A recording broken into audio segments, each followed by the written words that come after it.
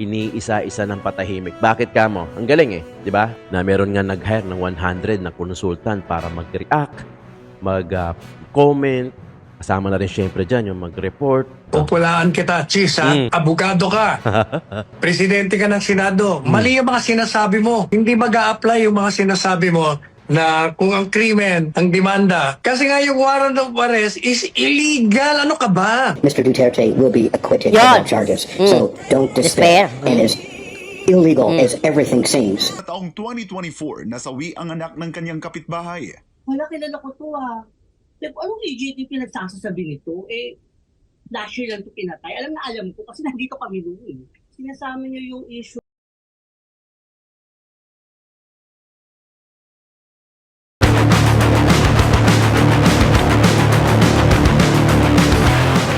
Alright mga kayon, welcome back pa rin syempre dito lang sa Joe Malone TV para sa programa natin na Issue ng Bayan. Ating pag-usapan today is March 19, araw ng Miyerkules o Baclaran Day dito sa Pilipinas. Kaya naman magandang umaga, hapon o gabi sa inyong lahat ha. Una-una maraming salamat po sa lahat ng viewers natin abroad, yung mga OFW dyan nagpapakahirap para matugunan lang yung pangangailangan ng kanilang pamilya dito sa Pilipinas. Isang mega love shoutout po sa inyo lahat at mabuhay kayo.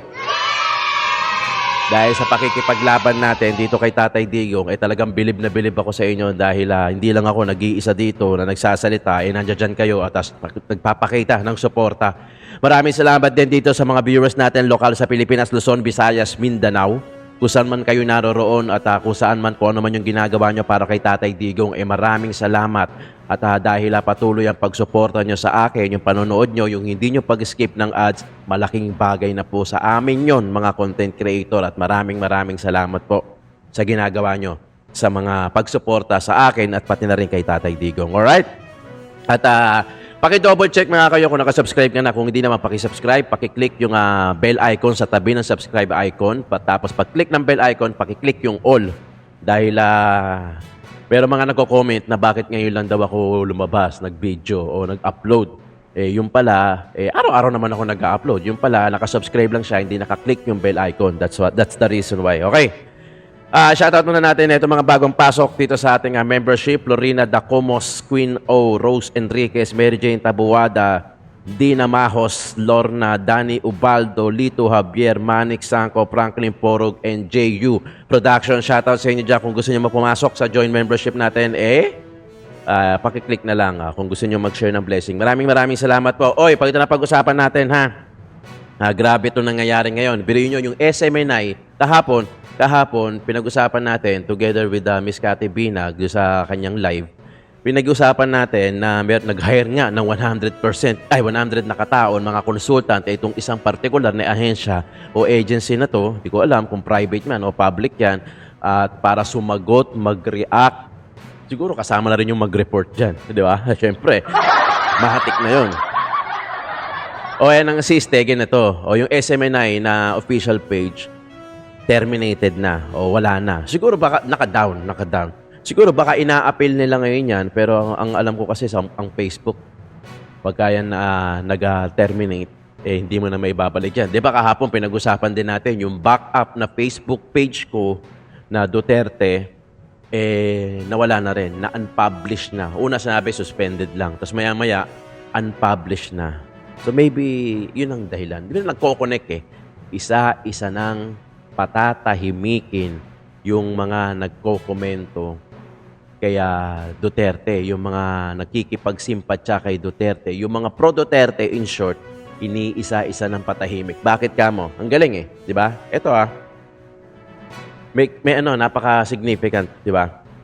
Una-una naglabas yung PNP na memorandum na hindi pwedeng magpakita, mag-comment, mag-share yung mga member ng AFP at saka PNP if I mind is correct, na nagpapakita ng simpatya sa mga Duterte, hindi na sila pwede mag-comment. Yan ang unang nilabas. Kung pulis ka, bawal ka mag-komento na nakikipag-simpatya ka sa mga Duterte o yung pagka-aresto kay Duterte o kung sundalo ka, bawal din. O, di ba? Mag-share. Basta anything na positive sa Duterte o nakikipag-simpatya ka sa Duterte, bawal. Kung hindi, i-orderan ka na magpapaliwanag mo, pwede mauwi sa suspension at pwedeng mauwi sa termination. Kasi before that, maraming maraming nagre-resign, maraming i-speak up, 'di ba? O so pinagbawal nila 'yon. Ang sumunod na nangyari, parang kahapon lang 'to, pati yung kamag-anak. Pati yung kamag-anak, kung hindi ako nagkakamali, parang nakita ko lang, sayang hindi ko na na-save, eh. Pati yung kamag-anak nung pulis na 'yon o nung AFP na 'yon, bawal na rin mag-comment ng positive o kung makipagsimpatya sa mga Duterte. Nabasa ko, nawala lang, hindi ko na-save, sayang. Pero alam ko naglabas yun sa SMNI din ata yun. Ang problema, naka-down na yung SMNI. No, tapos ngayon, lumabas yung kay Cathy na meron nga nag-hire ng 100 na consultant para mag-react, mag-comment, kasama na rin syempre dyan yung mag-report doon sa mga pro-Duterte. O nung sumunod, nawala yung page ko, nasuspende sa Facebook. Buti na lang, priority ko itong YouTube. Nawala yung sa Facebook. Pero may Facebook din yung Joe Malone TV. Kaso hindi ako nag-upload doon, eh. Kasi sa realization ko, hindi mo pwedeng i-upload yung video, same video, in a different social platform. Kunyari, in-upload ko to sa YouTube, tapos i-upload ko to sa Facebook. Pwede naman. Actually, pwede naman. Yun nga lang, baka mawalan ka ng views kasi, ano naman di ba? Biri mo, in-upload mo sa YouTube, upload mo sa Facebook. Although even na magkaiba sila ng platform, baka, alam na yun, sa amin mga content creator, hindi naman talaga bawal yung ganun. Pwede mo namang gawin. Kaso parang sa amin lang, na-realize namin na, wag YouTube, YouTube lang. Wag Facebook, iba yung pwede ka magkaroon ng Facebook page, pero iba yung upload mo. Kunyari, etong full form na video natin, full format sa YouTube, tapos gagawin ko siyang reels, yun ang i-upload ko sa Facebook. Yun. Possible yon na magkaroon ng views. Okay, so ganun na. Kita nyo? Diba? Tapos yung SMNI, nawala yung page. Diba? Tinarbaho. Diba? Isa-isa nang patatahimikin yan. Isa-isa nang papatahin lahat ng mga nagpapakita ng simpatsya. Ay, papatayin.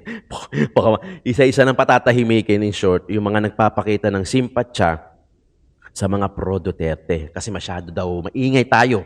Diba? Masyadong kalat tayo. Anong gagawa nyo?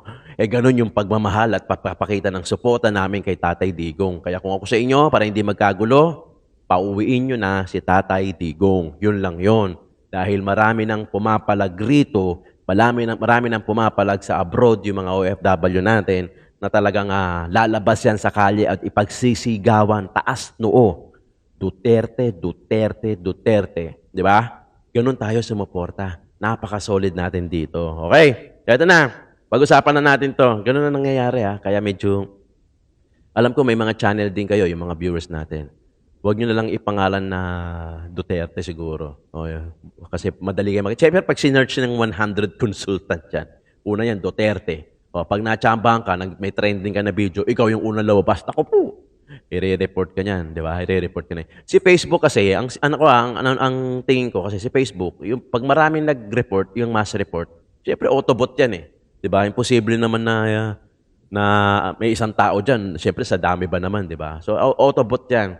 So pag maraming nag-report, magtataka ngayon si autobot. Tanga rin no? Tanga rin Magtataka si autobot. Pucha, ang dami nagre-report sa page na to Suspendin mo na yan. Pak. Di ba? Hindi natitignan. Kasi nga, robot, autobot. Di ba? Pero pagka human, dami nagre-report dito. Bakit kaya? Check nga natin. Kasi pala yung post nito sa Duterte. Ito mga haters. Di ba? Yun. Autobot. Boom. Baksak yung page namin. Di ba? Panoorin na natin to. Pauwiin nyo na si Tatay Digong, Pauwiin nyo na. Ako naniniwala ako na mapapauwi ito bago mag-September. Gumagawa ng paraan yun Gumagawa ng paraan si Lord, gumagawa din ng paraan tayo. Di ba? Ito na, si Atty. Sal Panelo, binanatan si Cheese, ang Senate President. Panoorin natin to. Pupulaan kita, Cheese, Abogado ka. Presidente ka ng Senado. Mali yung mga sinasabi mo.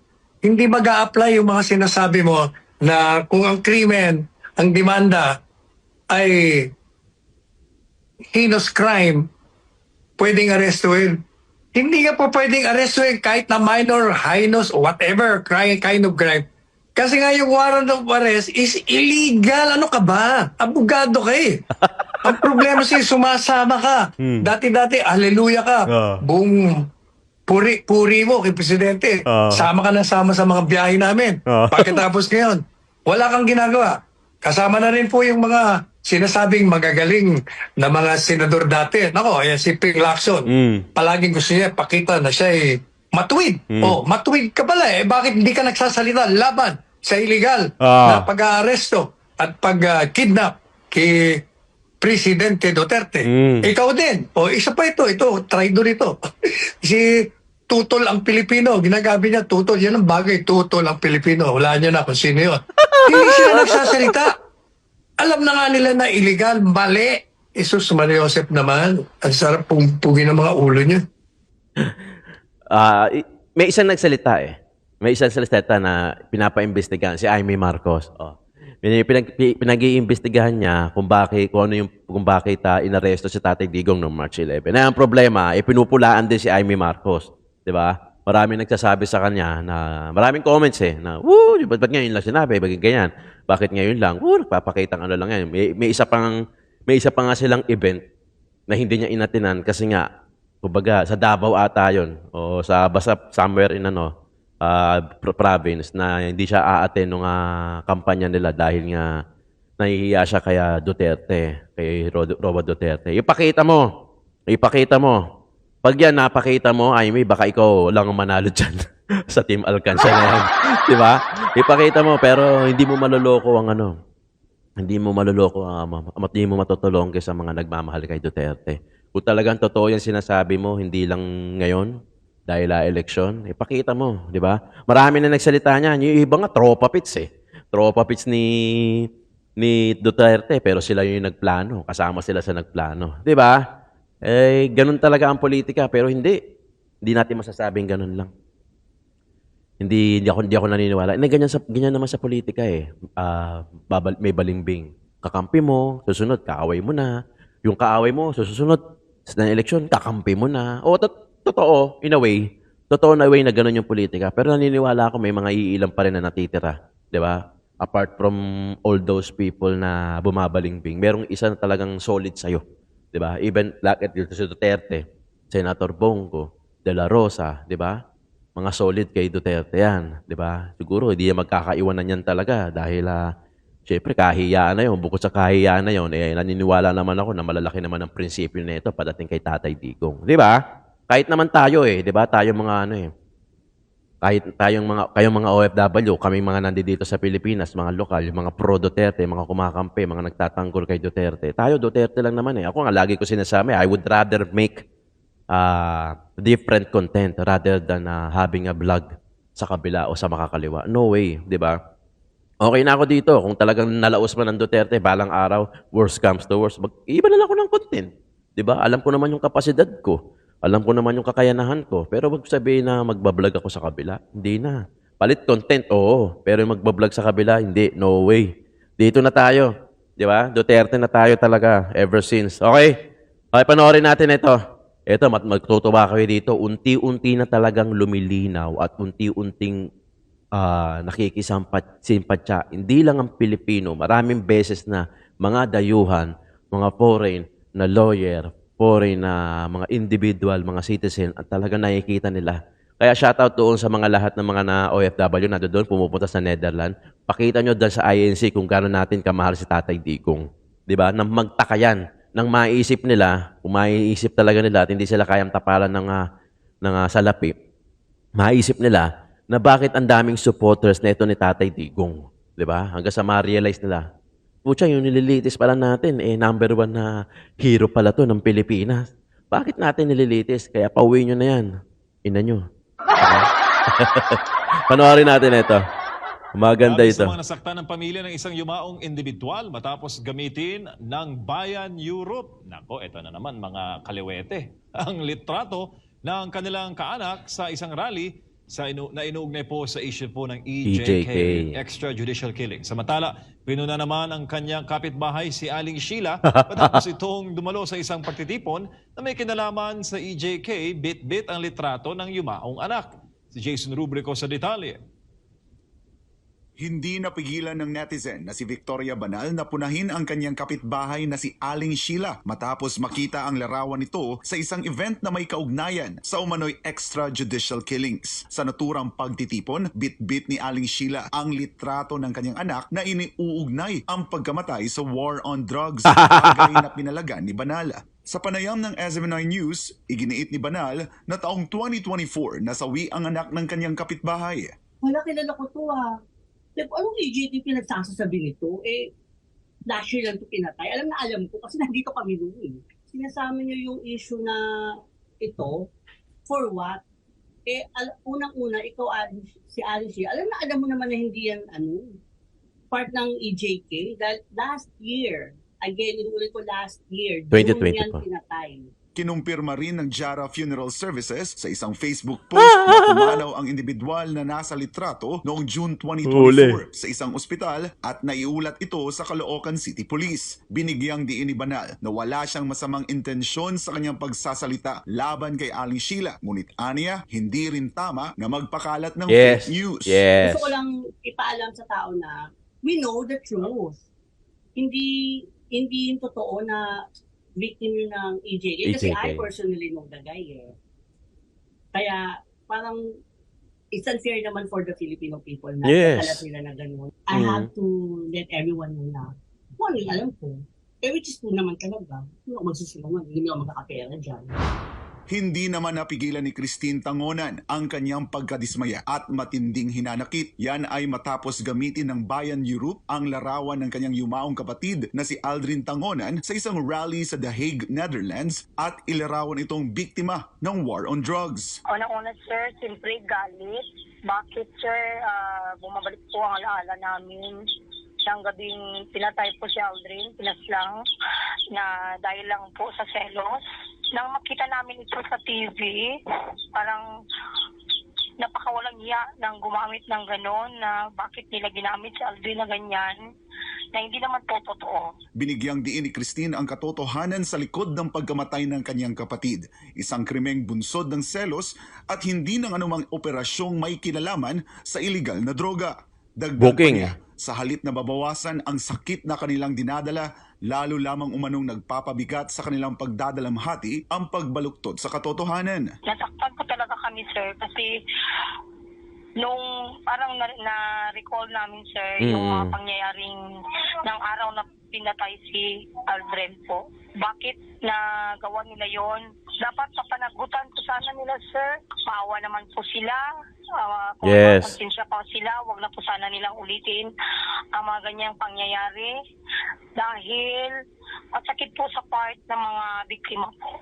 Nanawagan din siya sa publiko at sa mga organisasyong nagpapakalat ng maling impormasyon na magpakita ng respeto sa kanilang Yes. pamilya, lalo't higit sa lahat sa kanyang kapatid. Hiling din ni Tangonan na maging responsable sa paglalabas ng impormasyon at iwasan ang pagpapakalat ng fake news na aniyay lalo lang nagpapahirap sa mga naiwang kaanak. Maliban pa rito, ginamit din ng mga makakaliwang grupo sa kanilang mapanlinlang na propaganda ang litrato ng isang yumaong doktor, pati na rin ang litrato ng Dami, isang di ba? law student mula sa University of Santo Tomas na namatay noong 2017 dahil sa hazing at hindi sa war on drugs. Para sa Diyos at sa Pilipinas kumahal, ako si Jason Rubrico, SM9 News.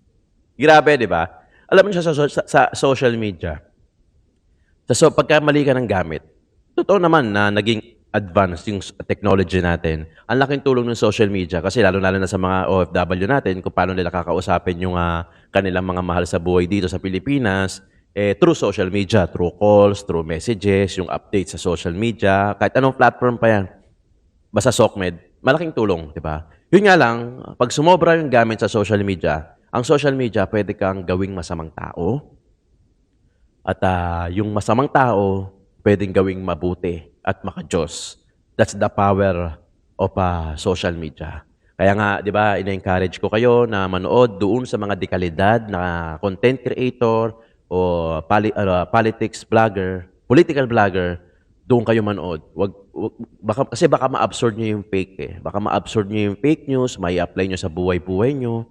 Di ba? Na maipasa nyo pa sa mga kakilala nyo, napanood ko doon yung ganyan, ganun daw pala, yung pala fake news. Eto, Yung paggamit ng mga picture, tapos, kasi EJK extrajudicial killing ang motto nila, di ba? So, mas maraming picture, mas kapani-paniwala, di ba? Paano na lang kung hindi pumalag tong mga to?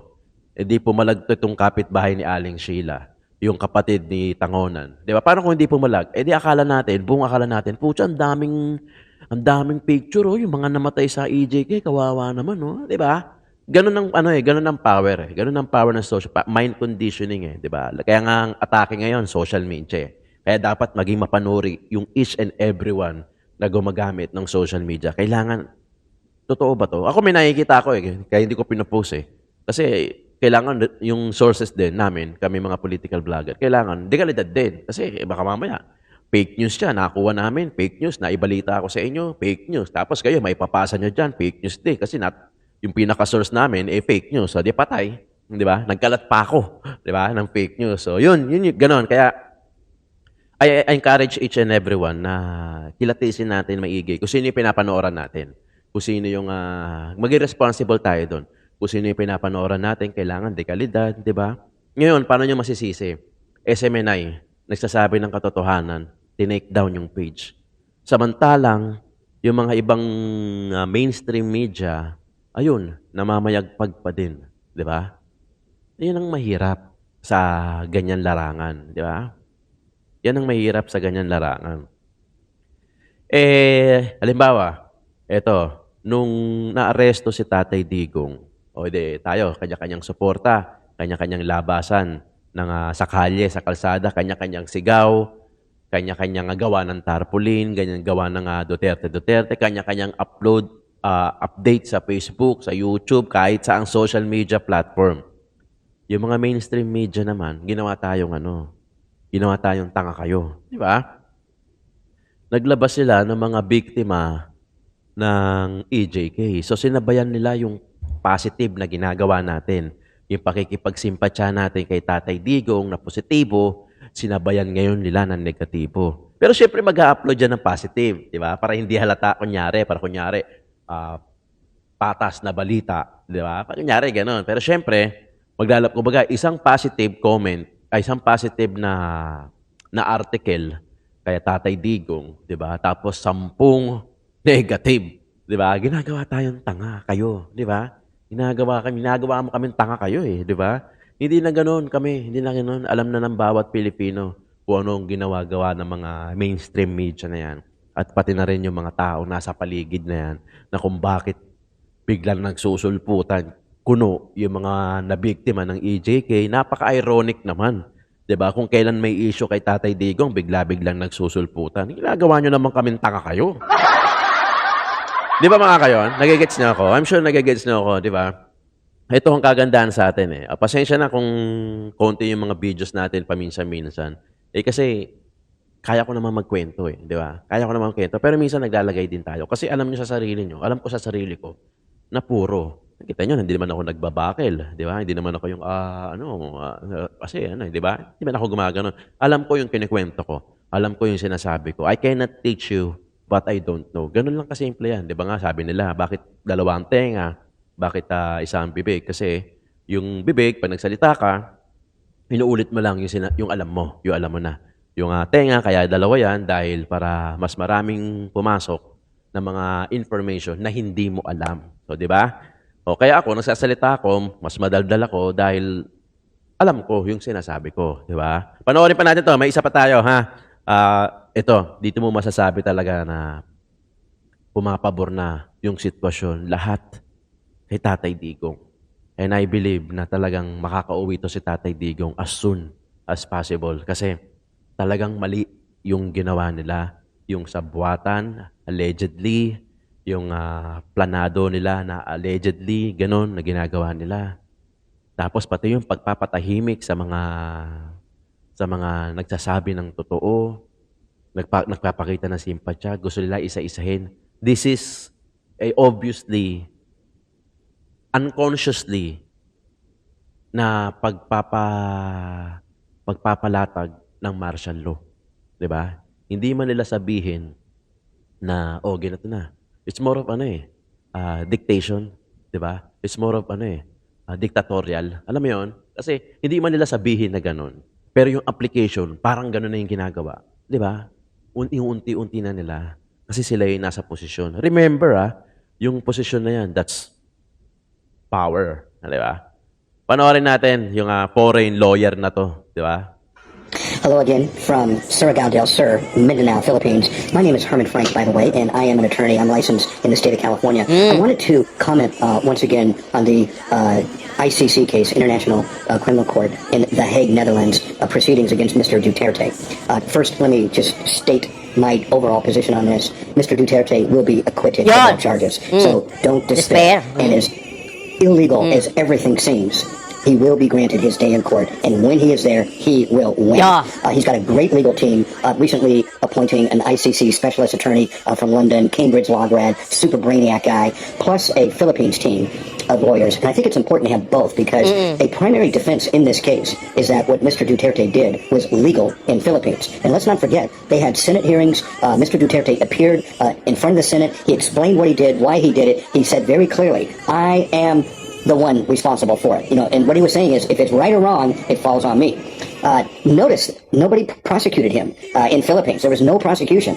Everybody knew what was going on here. Everybody realizes there's no denial from Mr. Duterte. He has been very clear about it, and yet nobody prosecuted him. So what does that tell you, right? This is what it tells me as a lawyer. If it were a violation of law, he would have been prosecuted.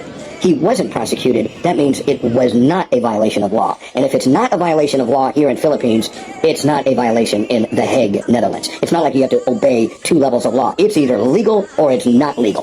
So he's going to be found not guilty. So please don't despair. Now, one of the things that I was a little bit angry about was somebody wrote that his Philippine lawyer team isn't so good, and they're like amateuristic or whatever, and they're fish out of water. Well, let's be clear about this. They're in The Hague, Netherlands.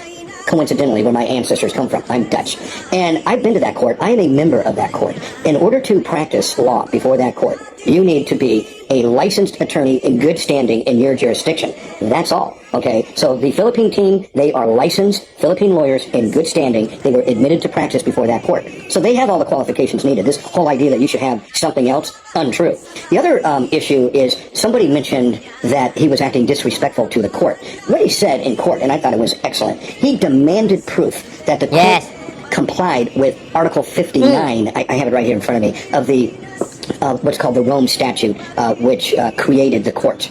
As a coincidence, I was at the United Nations the day that this law was passed in Rome. It's called the Rome Statute. It was done, I was there on an ag project. It was the Food and Agriculture Organization of the United Nations building that was the host of the ICC court. It was kind of weird. It's like a place where you talk about food and agriculture, and here they're doing war crimes.